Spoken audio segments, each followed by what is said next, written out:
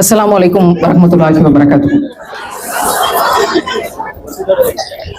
யா அல்லாஹ், நாவின் முடிச்சுகளை அவிழ்த்து விடுவாயாக. என்ன காரணத்திற்காக இங்க வந்திருக்கோமோ, எதுக்காக ஒண்ணு கூடியிருக்கோமோ,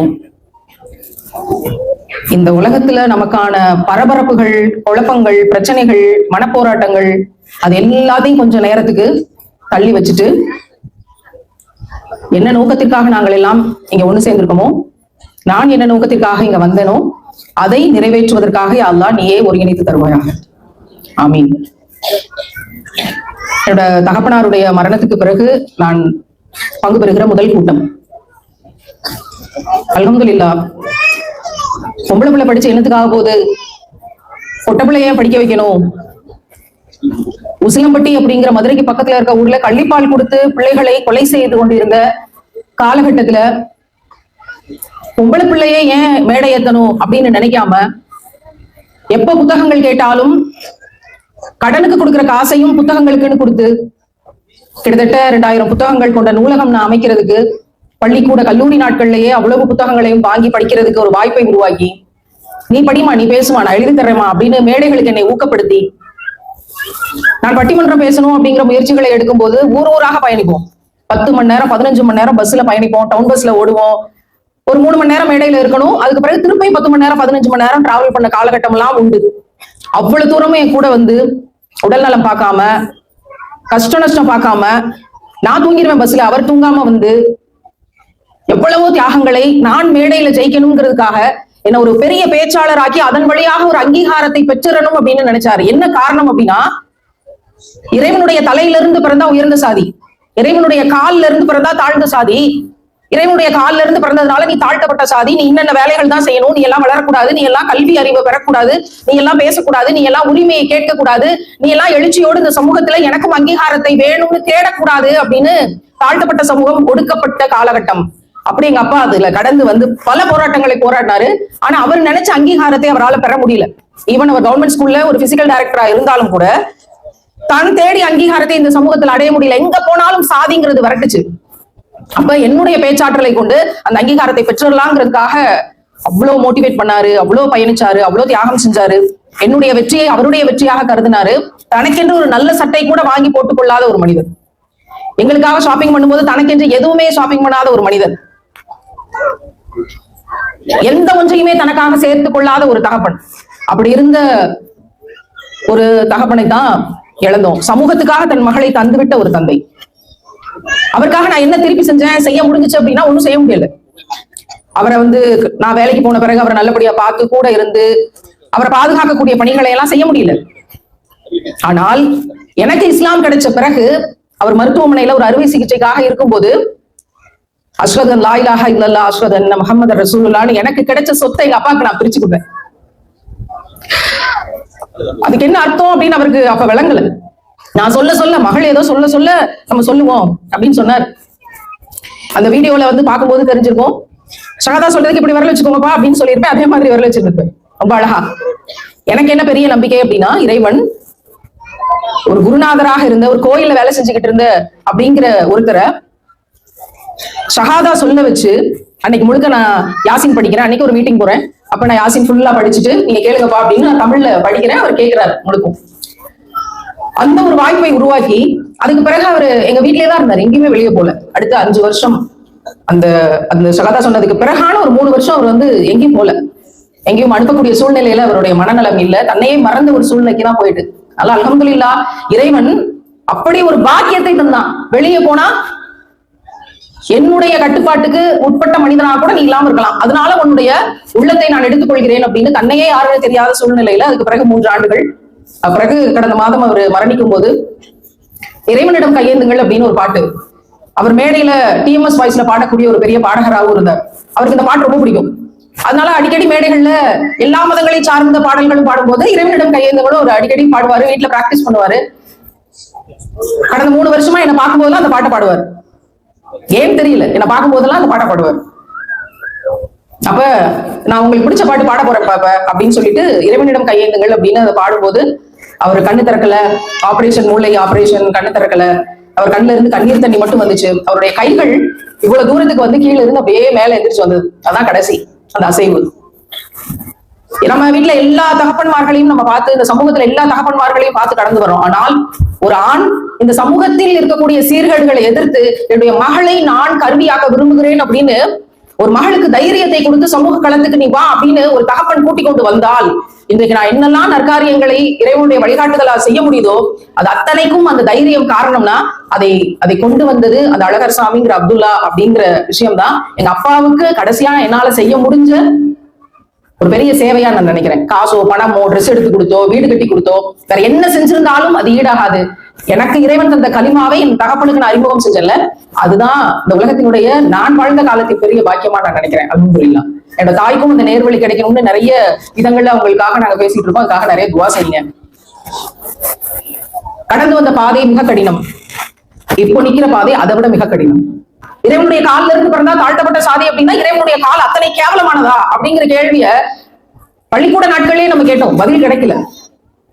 இஸ்லாத்துக்கு பிறகும் பல இடங்களுக்கு போகும்போது நீங்க என்ன ஜமாத் அப்படிங்கிற கேள்வி தொடர்ந்துகிட்டே தான் இருக்கு. நான் அல்லாஹ்வோட ஜமாத்துன்னு சொல்லிட்டு கடந்து போய்கிட்டே இருக்கேன். வேற என்ன செய்யறது, என்ன சொல்றது?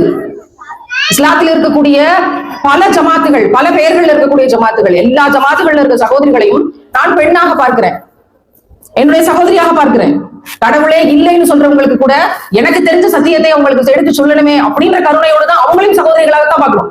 அப்படி இருக்கும்போது என்ன ஆளுகன்னு கேட்டதுக்கும் என்ன ஜமாத்துன்னு கேட்டதுக்கும் சில இடங்கள்ல வித்தியாசம் தெரியாம போகும்போது அது எனக்கு ரொம்ப வலிக்குது. அப்ப நம்ம செய்ய வேண்டிய வேலை என்ன அப்படிங்கிறது இன்னும் தெளிவாக விளங்கும் போது, இது போன்ற இடங்களுக்கு வந்து ஒவ்வொரு இடத்துலயும் போகும்போது எத்தனை சகோதரிகளோட கண்ணீர் நிறைந்த துவாக்கள் எனக்கு கிடைக்குதுங்கிறத பார்க்கும்போது, உங்களை பாக்குறதுக்காக இவ்வளவு நேரம் காத்திருந்தோம்னு சொல்றதை கேட்கும் போது, காசு கொடுத்து வேற எதை கொடுத்தும் இதை வாங்கிட முடியாதுங்கிற சத்தியம் விளங்கும் போது அல்லாஹ் குர்ஆன்ல சொல்றது அப்படியே பளிச்சுன்னு தெரியும். உலக மக்களின் உள்ளங்களில் அவன் அன்பை உருவாக்குகிறான். தன்னுடைய நல்லடியார்களை குறித்து அல்லாஹ் சொல்லும் போது குர்ஆன்ல, இது இறைவன் உருவாக்காம வேற எங்க இருந்தும் இந்த உள்ளத்துக்கும் யார் என்று தெரியாத உள்ளங்களுக்கும் எப்படி கனெக்டிவிட்டி ஆகும்? ஒவ்வொரு இடத்துலையும் ஒவ்வொரு ஊர்லயும் இஸ்லாத்தை ஏற்கும் போது கிட்டத்தட்ட அனாதை அப்படிங்கிற ஒரு காலகட்டத்துலதான் எல்லா உறவுகளும் முறிஞ்சு போய் இஸ்லாத்தை ஏற்கக்கூடிய ஒரு நிலைமை வந்துச்சு. பல அச்சுறுத்தல்கள். ஆனா தெளிவா சொன்னேன், நான் அல்லாஹ்வுக்காக யாரை வேணாலும் எந்த உறவை வேணாலும் விட்டு கொடுக்க தயாரா இருக்கேன். ஆனால் எதற்காகவும் யாருக்காகவும் எவருக்காகவும் நான் அல்லாஹ் விட்டு கொடுக்க தயாரா இல்லைன்னு சொல்லிட்டு தான் அனாதை ஆகிறதுக்கு தயார் அப்படின்னு ஒரு வைராக்கியத்தோடு கிளம்புறணும். சுப்ஹானல்லாஹ். அது அல்லாஹ் உடைச்சான். இருக்கிற உறவுகளை வந்து எடுத்துட்டு அனாதைங்கிற போஸ்டிங் எப்படி உடைச்சான் அப்படின்னா, ஒவ்வொரு ஊர்லயும் கிடைச்ச சகோதரிகள், சுப்ஹானல்லாஹ், ஒவ்வொரு ஊர்லயும் லட்சக்கணக்கான சகோதரிகளை ஒவ்வொரு ஊர்லயும் ஒவ்வொரு இடத்துலையும் ஒவ்வொரு கிராமத்திலையும் ஒவ்வொரு நகரத்திலையும் பல வெளிநாடுகளிலும் சந்திக்கும் போது அந்த கண்ணீரோடு கூடிய அந்த பாசம் இருக்குல்ல, அல்லாஹ் உடைச்சான். இல்ல, இவங்க எல்லாம் இருக்கும்போது நம்ம அனாதை கிடையாது. நிச்சயமா இவங்களோட துவாக்கள்லாம் இருக்கும்போது இவ்வளவு சொந்தங்களோட வாழ்றமே அப்படிங்கிற பெரிய பரவசம். இப்ப நம்ம நினைக்கிறோம், இந்த ஆடிட்டோரியம்ல நம்ம எல்லாம் உட்கார்ந்து இருக்கிறோம், ஒரு நல்ல சீட்டு கிடைச்சிருக்கு, இது வந்து ஒரு வேர்ல்ட் குவாலிட்டி ஆடிட்டோரியம் அப்படின்னு சொல்லலாம். இவ்வளவு லைட்டிங்கோட, இந்த மாதிரியான சீட்டோட, இந்த மாதிரியான ஒரு ஸ்டேஜ் லைட்டிங், இந்த செட்டப் எல்லாமே ஒரு உலக தரத்திலான ஒரு மேடை, ஒரு அரங்கம் அப்படின்னு சொல்லலாம். நம்ம அதுல வந்து இன்னைக்கு உட்காந்து இதை கேட்டுக்கிட்டு இருக்கோம் அப்படின்னு இப்ப நம்ம நினைக்கலாம். நம்ம உட்கார்ந்தா கேட்டுட்டு இருக்கோம், நான் உட்காந்துட்டு பேசவும் இல்லை, நீங்க உட்காந்துட்டு கேட்கவும் இல்லை. ஒரு இடத்துல நிலையாக நாம இருக்கிறோமானா இல்ல. அவ்வளவு பெரிய பூமி பந்துங்கிற உருண்டை சுத்தி கொண்டிருக்கு. பிளைட்ல இருந்து பார்க்கும்போது கீழே அவ்வளவு பெரிய பூமி நம்ம கண்ணுக்கு தெரிஞ்ச பரப்பளவு தெரியுது. அதுவே அவ்வளவு பிரம்மாண்டமா இருக்கு. ஒட்டுமொத்த பூமியையும் கற்பனை பண்ணி பார்க்கும்போது அவ்வளவு பெரிய ஒரு உருண்டை சுத்தி கொண்டிருக்கு. வேகமா சுத்திக்கிட்டு இருக்கு, மெதுவா இல்ல, ரொம்ப வேகமா சுத்திக்கிட்டு இருக்கு. தன்னையும் சுத்திக்கிட்டு சூரியனையும் சுத்தி வருது. அதுல நம்ம ஒரு ஆடிட்டோரியத்தை கட்டி அதுல ஒட்டி கொண்டிருக்கிறோம், நம்ம சுத்திட்டு இருக்கோம். சுப்ஹானல்லாஹ். எவ்வளவு பெரிய பூமி, எவ்வளவு பெரிய சூரியனை சுத்தி வந்துகிட்டு இருக்கு. சூரியனும் சுத்தி கொண்டிருக்கு, தனக்கென்று ஒரு வட்டப்பாதை அமைச்சு சூரியனும் சுத்தி கொண்டிருக்கு. 200 மில்லியன் ஆண்டுகளுக்கு மேல ஆகுது சூரியன் ஒரு தடவை சுத்தி வர்றதுக்கு. இது வரைக்கும் சூரியன் உருவாக்கப்பட்டதுல இருந்து 18 தடவை தான் சுத்தி வந்திருக்கான். அவ்வளவு பெரிய காலம் ஆகுது. சூரியன் எதை சுத்தி வருது? சூரிய குடும்பம் மாதிரி எத்தனையோ குடும்பங்கள் கிடக்கு. நம்ம பால்வழி திறன்ற மில்கிவே கேலக்சில இருக்கிறோம். அவ்வளவு கோடிக்கணக்கான ஸ்டார்ஸ், நட்சத்திரங்கள் கிடக்கு. அவ்வளவு பெருசு, எல்லாம் சுத்தி கொண்டிருக்கு. எதுவும் ஒரு இடத்துல நிக்கல. எந்த பாறையும், அந்த பிரம்மாண்டமான பாறை உருண்டைகள் எதுவுமே ஒரு இடத்துல நிக்கல, சுத்தி கொண்டிருக்கு. எதை சுத்தி கொண்டிருக்கு? பிளாக் ஹோல்னு சொல்லக்கூடிய கருந்துளையை சுத்தி கொண்டிருக்கு. எதுவுமே ஒரு இடத்துல நிக்கல. ஏன்? எல்லாம் சேர்ந்து பிளாக் ஹோல் சுத்திக்கிட்டு இருக்கு. அந்த பிளாக் ஹோல்ங்கிற இடத்துல இருந்து அப்படியே சுருங்கி சுருங்கி சுருங்கி சுருங்கி சுருங்கி சுருங்கி வந்து அப்படியே பார்த்தோம்னா கொஞ்சம் கொஞ்சமா தள்ளி வந்து வந்து வந்து சூரியன், பிறகு சூரிய குடும்பத்துக்குள்ள, அப்புறம் பூமி, அப்புறம் பூமிக்குள்ள, பிறகு இந்திய நாடு, இந்திய நாட்டுக்குள்ள, பிறகு மும்பை, பிறகு இந்த ஆடிட்டோரியம், இந்த ஆடிட்டோரியத்துல உட்காந்துருக்கோம். இப்ப நம்ம பிரச்சனை யோசிச்சு பாருங்க. நமக்கு பிரச்சனை எதுவா வேணா இருக்கட்டுமே, நமக்கு இல்லைங்கிறது எதுவா வேணா இருக்கட்டுமே, நம்ம கவலைங்கிறது எதுவா வேணாமா இருக்கட்டுமே, நமக்கு பிரச்சனை துன்பம்ங்கிறது எதுவா வேணா இருக்கட்டுமே, நம்ம மேல போடப்படுகிற விமர்சனங்கள்ங்கிறது எது வேணா இருக்கட்டுமே, என்னை யாருமே புரிஞ்சுக்கலையேங்கிற கேள்வி எதுவா வேணா இருக்கட்டுமே, இப்போ இந்த மில்கி வே கேலக்சிங்கிற பால்வெளி திரளை யோசிச்சு பார்த்துட்டு அப்படியே கீழே இப்ப இந்த ஆடிட்டோரியம் யோசிச்சு பாருங்க. நம்முடைய இருப்பு ஒண்ணுமே இல்லைன்னு விளங்குமா? இவ்வளவு பெரிய பிரம்மாண்டங்களை படைத்த இறைவன் சொல்றான், உன்னை எனக்கு தனித்தனியா தெரியும், இந்த பூமியில இருக்க ஒவ்வொருத்தரையும் எனக்கு தனித்தனியா தெரியும். இந்த மைக் இருக்குல்ல, இந்த பொருளை கூட நான் சூழ்ந்து அறிந்தவனாக இருக்கிறேன்னு சொல்றான். அப்ப இந்த மைக்ல பேசுற இந்த குரல், அதை கேட்கக்கூடிய செவிகள் ஒவ்வொன்னையும் எனக்கு தெரியும், தனித்தனியா தெரியும் அல்லாஹ் சொல்றான். சுபஹானல்லாஹ். எவ்வளவு பெரிய பிரம்மாண்டத்துக்கு நடுவுல அவ்வளவு பெரிய படைத்த இறைவனுக்கு முன்னாடி நம்ம எவ்வளவு க்ளோஸா இருக்கோம்னு பாருங்க. இப்ப உம்ரா பயணம் முடிச்சுட்டு தான் இந்த கூட்டத்துக்கு வர்றேன். அங்க இருந்த கடைகளை எல்லாம் பார்க்கும்போது ஆண்களுக்குன்னு உடை இருக்கு, பெண்களுக்குன்னு உடை இருக்கு. அங்க எல்லாம் இந்த அரபு தேசத்துல அந்த ஜிப்பா மாதிரி ஒண்ணு போடுறாங்களே, அது பேர் என்னமோ ஏதோ ஒண்ணு உங்களுக்கு தெரிஞ்சிருக்கு. அந்த வெள்ளை கலர் ஜிப்பாவை தானே போடுறாங்க, என் லாங்குவேஜ்ல நான் சொல்றேன். அப்ப பெண்களுக்கு வந்து என்ன இருக்குன்னு பார்க்கும்போது ஃபர்தா. நான் பார்த்த எந்த ஃபர்தாவும் ஸ்டோன் இல்லாம, டிசைனர் இல்லாம, அலங்காரம் இல்லாம இல்லவே இல்ல. அதுவும் ஒரு பெண்ணுடைய தோற்றத்துல ஒரு பொம்மையை வச்சு அந்த பொம்மைக்கு அதை மாட்டி விட்டு எல்லா இடத்துலயும், நான் எந்த இடத்துலயும் பெருசா ஒரு ஆண் பொம்மையை வச்சு அந்த ஆணுக்கு அந்த ட்ரெஸ்ஸை மாட்டி விட்டு வியாபாரம் பண்ணல. அது மடிச்சு வச்சுதான் வித்தாங்க கடையில. ஆனா பெண்களோட ஃபர்தாவுக்கு மட்டும் பெண்ணுடைய உருவம்னா நம்ம விளைவிக்க வேண்டியதுதான் அந்த பொம்மை எப்படி இருந்திருக்கும். அந்த பெண்ணுடைய பொம்மைக்கு கூட மார்பகங்களை வைக்கணும், முன்னழகை வைக்கணும், பின்னழகை வைக்கணும், அதுக்கு ஃபர்தாவை மாட்டணும், அப்படித்தான் விற்கும். ஒரு ஃபர்தானா அப்படி ஒரு பெண் வாங்கிப்பான்னு யாருக்கு தெரியாதா? அந்த பொம்மைக்கு கூட இவற்றை எல்லாம் காட்டித்தான் நாங்கள் வியாபாரம் செய்வோம் அப்படின்னா ஃபர்தால என்னங்க டிசைனர் ஃபர்தா? ஃபர்தா எப்படி டைட்டா போட முடியும்? என்னுடைய உடல் தோற்றத்தின் அழகு வெளியே தெரியக்கூடாதுங்கிறதுக்காக உள்ள என்ன ட்ரெஸ் போட்டாலும் வெளியே நீங்க ஃபர்தாவை போட்டுக்கோங்க அப்படின்னு சொல்றது. ஆனா இன்னைக்கு ஃபர்தாவில பிளைன் ஃபர்தா கிடைக்குதா அப்படின்னா பிளைன் ஃபர்தா பல இடங்கள்ல கிடைக்க மாட்டேங்குது. நாங்கெல்லாம் துணி எடுத்து தைக்கணும். பிளைன் ஃபர்தா கிடைக்க மாட்டேங்குது, பிளைன் ஹிஜாப் கிடைக்க மாட்டேங்குது, எல்லாத்துலயும் டிசைன்ஸ். அப்ப சும்மா போட்டு இந்த சேலை சுடிதாரை விட இந்த அழகான ஃபர்தாவையும் அழகான ஹிஜாபையும் போட்டு போகும்போது அது ரொம்ப அழகா தெரியுதா? நோக்கு அடிபட்டு போச்சா? அழகா தெரியக்கூடாது யார் கண்ணுக்கும்னு நினைச்சு நம்ம போடுற ட்ரெஸ் ரொம்ப அழகா நம்மளை காட்டுதுன்னா நோக்கம் அடிபட்டு போச்சா இல்லையா? இதை கூட இன்னைக்கு அடுத்த தலைமுறைக்கு நம்ம எடுத்து பேச வேண்டிய இடத்துக்கு நம்ம வந்துட்டோமே நினைச்சு கவலையா இருக்கு. இந்த ட்ரெஸ் நான் போடுறேன்னா இதுக்கு நான் கொடுத்த விலை மிக அதிகம். வேற ஒரு இடத்துல இருந்து இஸ்லாம்ங்கிற இடத்துக்கு வந்து நான் இந்த ஹிஜாபை போடுறதுக்காக நான் கொடுத்த விலை, என்னோட சொந்தங்களை நான் விலையா கொடுத்தேன், என்னோட நிம்மதியை விலையா கொடுத்தேன், என்னோட சந்தோஷத்தை நான் விலையா கொடுத்தேன், எல்லாரோடைய சேர்ந்து இருக்கிறதுங்கிறது விலையா கொடுத்தேன். தனிமைதான் வாழ்க்கைன்னு ஒரு காலகட்டத்துல மாறுச்சு. சமூகத்துல எனக்கு ஒரு சுதந்திரம் இருந்துச்சு. பள்ளிக்கூடங்களுக்கு போகலாம், கல்லூரிகளுக்கு போகலாம், பெரிய பெரிய பேட்டிகள் கொடுக்கலாம், பெரிய பெரிய அரங்கங்களுக்கு போகலாம், சேட்டலைட் தொலைக்காட்சிகளில் பட்டிமன்ற நடுவராக இருக்கலாம். இது அத்தனையும் நான் விலையாக கொடுத்தேன். இந்த ஹிஜாப் இருக்கிறதுனால உனக்கு இடம் இல்லைன்னு சொன்னார்கள். அல்லாஹ்வுக்காக இதெல்லாம் எனக்கு தேவையில்லைன்னு தூக்கி எரிஞ்சிட்டு நான் வெளியே வந்தேன். ஆனா இந்த ஹிஜாப் போடுறதுக்கு இன்னைக்கு ஒரு போராட்டம் பண்ண வேண்டியதா இருக்கு, பிள்ளைகளுக்கு எடுத்து சொல்ல வேண்டியதா இருக்கு, அது டிசைன் இல்லாம போடுதுன்னு சொல்ல வேண்டியதா இருக்கு, அடுத்த தலைமுறைக்கு இதனுடைய பேணுதலை பற்றி எடுத்து சொல்ல வேண்டியதா இருக்குங்கும் போது எங்களுக்கு எல்லாம் ரொம்ப கஷ்டமா இருக்கு. ஆனால் நபிகள் காட்டிய பெண்ணியம்ங்கிற பரப்புரையை உயிர் இருக்கும் கடைசி நொடி வரைக்கும் செய்யணுங்கிற வைராக்கியத்தோட போகும்போது செஞ்சுதான் ஆகணும் அப்படிங்கிற வேலையோட தான் ஓடிக்கொண்டிருக்கோம். இங்க இருக்கிற எல்லாருக்கும் அந்த பொறுப்பு இருக்கு. அடுத்த தலைமுறைக்கு இதை கொண்டு போய் சேர்க்க வேண்டிய வேலை எல்லாருக்கும் இருக்கு. எல்லாரும் மைக் பிடிச்சு பேசணும் இல்ல, வாழ்ந்து காட்டலாம். நான் வாழும் போது அதை பார்க்கும் போது என் பிள்ளை அதை தெரிஞ்சுக்கும், என் பக்கத்துல இருக்க பிள்ளை அதை தெரிஞ்சுக்கும். வாழ்க்கையின் மூலமாகத்தான் அதை கடத்த முடியுமே தவிர வார்த்தைகளின் மூலமாக மட்டும் கடத்திட முடியாது. நமக்கு ஒரு சின்ன ஊடகத்தை நம்ம உருவாக்கி அதன் வழியாக பெண் பிள்ளைகளுக்கு எதையாவது ஒன்றை பதிஞ்சு வைக்கணுமே இஸ்லாம் ஆரம்பிச்ச என்னுடைய வாழ்க்கையினுடைய காலத்துல இருந்து இந்த 3.5 ஆண்டுகள்ல இது வரைக்கும் ஒரு 4000 வீடியோக்களை பதிஞ்சு வச்சிருக்கேன். இன்னைக்கே ஷஹீதுனாலும் அல்ஹம்துலில்லாஹ் என் வாழ்நாளின் 4000 காணொலிகளை என் அடுத்த தலைமுறை பிள்ளைகளுக்கு, என் சகோதரிகளுக்கு நான் விட்டுட்டு போறேன் அப்படிங்கிறதுல பெரிய சந்தோஷம் எனக்கு. பழனி பாபான்னு ஒருத்தர் இருந்தாரு. அவர் எங்க போனாலும் இந்த சிடி, டேப் ரெக்கார்டரு, அந்த டேப்போட தான் சுத்திக்கிட்டே இருப்பார். டெக்னாலஜி பெருசா வளராத காலகட்டத்துல அப்பதான் தொடங்கிடுச்சு.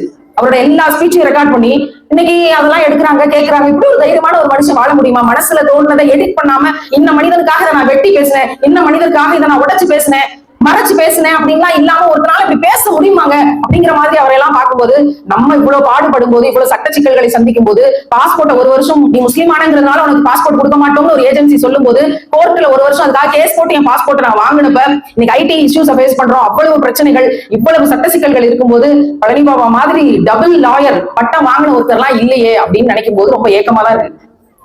ஆனால் உங்களுடைய துவாக்கள்லாம் இருக்குங்கிறது அல்ஹம்துலில்லாஹ் இதெல்லாம் கடந்து வருவோம். இம்மைக்கான இந்த துனியாவின் பயணத்துக்கான இந்த உலகத்துல நான் டிராவல் பண்றதுக்கான பாஸ்போர்ட் தானே உங்களால பிடிக்க வைக்க முடியும். ஜன்னத்துல் ஃபிர்தௌஸ்கான பாஸ்போர்ட்டை இறைவன் தரும்போது உங்களால பிடிக்க வைக்க முடியாதுல்ல. சுபஹானல்லாஹ். அதை சிரிச்சு கொண்டே கடந்து போவோம். இங்க வந்திருக்கிற பெண்கள் என்ன காரணத்துக்காகவும் நம்ம எல்லாம் ஒண்ணு கூடியிருக்கோம். எனக்கு என்ன பெரிய சந்தோஷம்னா, ஏற்கனவே முன்னாடியே முன்பதிவு செய்து கொண்டுதான் இந்த கூட்டத்துக்கு வர முடியுங்கிற ஒரு விஷயத்தை வச்சிருந்தப்பையும் கூட முன்பதிவு செஞ்சு முடிச்சு நிறைய பேருக்கு அனுமதி இல்லை, இடம் முடிஞ்சு போச்சுன்னு சொல்ற அளவுக்கு பெண்கள் மட்டுமே ஒண்ணு கூடுற ஒரு விஷயமா அது இங்க நடந்திருக்கு அப்படின்னா சுபஹானல்லாஹ், இது இந்த ஜமாத்துக்கு கிடைத்த மிகப்பெரிய வெற்றி. அது இறைவனை தந்தான் அப்படிங்கறத நான் முழுசா நம்புறேன். நாரே தக்பீர், அல்லாஹ் அக்பர். இந்த ஜமாத் தொடங்கி இத்தனை வருஷம் கழிச்சு பெண்களுக்கான மாநாட்டை பெண்கள் நடத்துகிறார்கள்ங்கிறது ஒரு பெரிய முன்னேற்றத்தினுடைய அடையாளம். பெரிய முன்னேற்றத்தினுடைய அடையாளம். ஒவ்வொரு சகோதரியும் ஃபயரா இருக்காங்க. அவங்களுக்கு என்ன செய்யணும்னு சரியா தெரியுதோ இல்லையோ, ஆனா அவங்களுக்குள்ள ஒரு அக்கினி இருக்கு. சிறப்பா செஞ்சிடணும், சிறப்பா செஞ்சிடணும், இந்த கூட்டத்தை நல்லா நடத்திடணும், எதையாவது ஒன்று போகும்போது இந்த சகோதரிகள் கொண்டு போகணும். 2 நாளா என் காதுல கேட்டுட்டே இருக்கு, போகும்போது எதையாவது ஒன்றை கொண்டு போகணும். இப்ப இந்த அரங்கத்துல இருந்து போகும்போது என்ன கொண்டு போறீங்க? உங்க எல்லாரோட துவாவையும் நான் கொண்டு போறேன் இன்ஷா அல்லாஹ். எனக்கு எந்த சந்தேகமும் இல்லை. என்னுடைய எல்லா சூழ்ச்சிகளையும் தாண்டி மரணிக்கும் கடைசி நொடி வரைக்கும் பெண்களுக்காக, பெண்களுடைய சுதந்திரத்திற்காக, அவங்களோட விழிப்புணர்வுக்காகவே வேலை செய்து பெண் குழந்தைகள் பாதுகாப்புக்காகவே வாழ்ந்து மரணிக்கணும் கடைசி நொடி வரைக்கும்ங்கிற என்னுடைய பணிகளுக்கு நீங்க நிச்சயம் துவா செய்வீங்க அப்படிங்கிறதுல எனக்கு எந்த சந்தேகமும் இல்லை. இன்ஷா அல்லாஹ்னு ஒரு இடம் சொல்லாமே. எனக்கு ஒரு சின்ன பிரேக் தேவைப்படுச்சு. இன்ஷா அல்லாஹ். நீங்க என்ன கொண்டு போறீங்க? எங்களோட துவாக்களை கொண்டு போறீங்க. இங்க இருக்க எல்லா சகோதரிகளுடைய பலவீனத்தையும் யா அல்லாஹ் நீ மன்னிச்சு, உங்களை பாவங்களை மன்னிச்சு, உங்க எல்லாருக்கும் ஜன்னத்துல் ஃபிர்தௌஸை தந்துரு. ஆமீன். நம்ம எல்லாருக்காகவும் ஜன்னத்துல் ஃபிர்தௌஸை கேட்கிற இந்த துவாவை நீங்க கொண்டு போறீங்க. சுபஹானல்லாஹ். நான் மும்பைக்கு வரும்போது ஒரு ஏரியாவை போய் பார்க்கணும்னு நினைச்சேன். பள்ளிவாசல்களையோ மும்பையில் இருக்கக்கூடிய வரலாற்று சிறப்பிடங்களையோ பார்க்கணுங்கிறத கடைசி பாயிண்டா தான் வச்சேன். நான் ஒரு இடத்த போய் பார்க்கணும்னு நினைச்சேன். அந்த இடத்துக்கு பேரு நான் ரொம்ப நேசிக்கிற ஒரு பேரு. ரமலான்ல அந்த தொழுகைக்கு அந்த பேரு என்ன பேரு? தராவி. அப்படியா? அப்படி ஒரு ஏரியா இருக்கா? கொஞ்சம் ப்ரொனன்சியேஷன் முன்ன பின்ன இருக்கும்னு நினைக்கிறேன். அந்த ஏரியாவை போய் பார்க்கணும்னு நினைச்சேன். ஏன் அந்த மக்கள் எல்லாம் இப்படியே இருக்காங்க அப்படிங்கிற கேள்வி இருக்குல்ல. இந்தியாவுல பல முஸ்லீம் ஏரியாக்கள் அப்படிதான் இருக்கு. ஏன் இந்த ஏரியா இப்படியே இருக்கு? ஏன் இங்க ரோடு இல்ல? ஏன் சாக்கடை இப்படி இருக்கு? ஏன் இங்க இருக்க பிள்ளைகள் படிக்க மாட்டேங்கிறாங்க? ஏன் நிறைய ட்ரக் அடிக்ட் இருக்கு? ஏன் போதைப் பொருளுக்கு அடிமையாகிறாங்கன்னு நினைக்கும் போது ஏகப்பட்ட விஷயங்கள் இருக்கு அதுக்கு பின்னாடி. இங்க இருந்து போகும்போது ஒரு செய்தி எடுத்துட்டு போங்க. நான் என்னவாக ஆனாலும் சரி, என் பிள்ளைகளை என்னவாக படிக்க வைக்கணும்னு நினைச்சாலும் சரி, ஒரு விஷயத்தை மட்டும் மறந்துடவே கூடாது. ரசூலுல்லாஹ் என்ன சட்டங்களை உருவாக்கி கொடுத்தாங்களோ அந்த சட்டத்தை நாங்க எங்க லைஃப்ல உடைச்சிடக்கூடாது. இந்த கௌரவம்ங்கிற விளக்கண்ணைகளுக்காக விலை மதிப்பற்ற இந்த சரியத்தை உடைச்சிடக்கூடாது. அப்படி மகரை நாம் உடைத்திருக்கிறோம் பல இடங்கள்ல. நம்ம லைஃப்ல பல விஷயங்கள்ல ரசூலுல்லாஹ் கொடுத்த சட்டங்களை உடைச்சுதான் வச்சிருக்கிறோம். இனிமேல் உடைக்காம இருக்கலாம். நரகத்துல யார் அதிகமாக இருந்தாங்கன்னு ரசூலுல்லாஹ் சொன்னாங்களாம். போய் பார்த்துட்டு வந்து சொன்னாங்களாம், பெண்கள் அதிக எண்ணிக்கையில இருந்தாங்க அப்படின்னு. ஒரு ஜும்மா கூட்டத்தை முடிச்சுட்டு ரசூலுல்லாஹ் சொல்றாங்க, இருந்த பெண்கள் எல்லாம் பதட்டமாகி கேட்டாங்களாம், ரசூலுல்லாஹ் நாங்க நரகத்துல இருந்து எங்களை நாங்க பாதுகாத்துக்கணும்னு நினைக்கிறோம், எங்களுக்கு பயமா இருக்கு இதை கேட்கும் போது, நாங்க என்ன செய்யறது, என்ன செய்யணும்னு சொல்லுங்க அப்படின்னு கேக்குறாங்க. நீங்க போய் சொல்லக்கூடாது, புறம் பேசக்கூடாது, கொலை செய்யக்கூடாது, திருடக்கூடாது, அமானிதங்களை பாதுகாக்கணும், வாக்குறுதி மீறக்கூடாது, கணவரை சபிக்க கூடாது, இப்படி பெரிய லிஸ்ட் இருக்கு. அதெல்லாம் சொல்லல. ஒரே ஒரு விஷயத்தான் சொன்னாங்க, அதிகமாக தான தர்மம் செய்யுங்கள். பெரிய லிஸ்ட் இருக்கு. நரகத்துல இருந்து நம்மளை பாதுகாத்துக்கணும்னா என்னென்ன செய்யணும், எதெல்லாம் ஃபாலோ பண்ணணும்ன்றது. ஆனா ரசூலுல்லாஹ் ஒரே ஒரு விஷயத்தான் சொன்னாங்க, அதிகமாக தான தர்மம் செய்யுங்கள். என்ன காரணம்? அதிகமா தான தர்மம் செய்யணும்னா அடுத்தவங்களோட கஷ்டம் நமக்கு புரியணும். அடுத்தவங்களோட கஷ்டம் புரியணும்னா நம்முடைய உள்ள விசாலப்படணும். நம்முடைய உள்ள விசாலப்படணும்னா கருணைங்கிற ஒண்ணு நம்ம உள்ளத்துக்கு வரணும். அப்படி கருணைங்கிறது ஒண்ணு வரணும்னா கண்ணுல கண்ணீர் தண்ணி வரணும். கண்ணுல கண்ணீர் தண்ணி வரணும் அப்படின்னா நாம் என்ன செய்யணும்? நிறைய தான தர்மம் பண்ணுங்க. இதெல்லாம் தானா ஸ்டெப் பை ஸ்டெப்பா நடக்கும். அடுத்தவங்களோட கவலை புரியும், கண்ணுல கண்ணீர் தண்ணி வரும், உள்ள விசாலமாகும். நம்ம அவங்களுக்காக கவலைப்படுவோம். நமக்காக துவா செய்யற நேரத்துல அவங்களுக்காக துவா செய்வோம். அதன் பிறகுதான் ரசூலுல்லாஹ்வை நெருங்க முடியும். அதன் பிறகுதான் இறைவனை நெருங்க முடியும். இறைவனையே நெருங்க முடியலன்னா வேற என்ன செய்ய முடியும்? மறுமையில் எப்படி வெற்றியாளர் ஆக முடியும்? அப்ப இறைவனை நெருங்கணும்னா நம்ம உள்ளம் கருணையாகும். மற்றவங்களுக்காக கவலைப்பட்டு எதையாவது செய்யணும். அதிகமாக தான தர்மம் செய்யுங்கள். இந்த பாயிண்டோட முடிச்சிட்டாங்க.